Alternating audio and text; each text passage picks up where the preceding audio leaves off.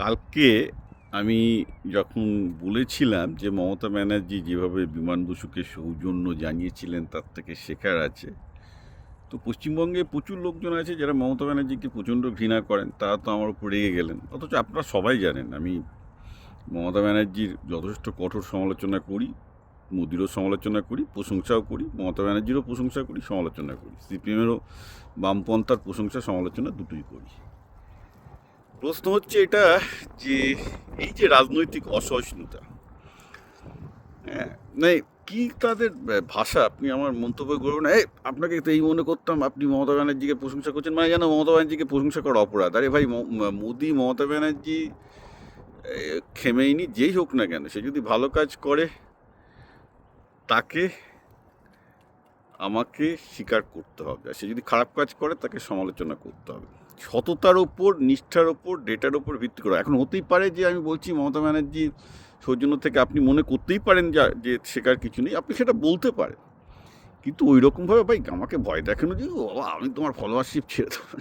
আরে ভাই, তুমি আমার ফলোয়ারে আমাকে ধন্য করে দিয়েছো, যাও বাবা এসো।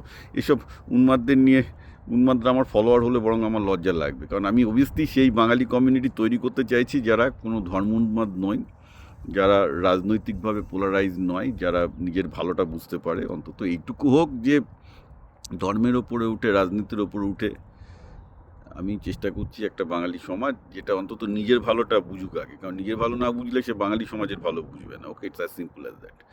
এবার মমতা ব্যানার্জিকে আপনার খারাপ লাগতে পারে, ভালো লাগতে পারে, আপনি বলতেই পারেন কেন ভালো লাগে, কেন খারাপ লাগে, কিন্তু এই নিরপেক্ষতাটা যদি না থাকে তাহলে আপনি কিন্তু একটা, যখনই কেউ দেখবে যে আপনি মমতা ব্যানার্জির প্রতি এত অন্ধ, তখন আপনাকে বামপন্থী এবং বিজেপি এক্সপ্লয়েট করবে। একই জিনিস, কেউ যদি বামপন্থীদের বিরুদ্ধেও অন্ধ হয়ে যায় তাকেও কিন্তু বিজেপি এবং তৃণমূল এক্সপ্লয়েট করবে। কোনো রাজনৈতিক মতাদর্শের প্রতি বা কোনো রাজনৈতিক নেতার প্রতি ওটা ব্লাইন্ড হওয়া উচিত না, এটা মনে রাখবেন।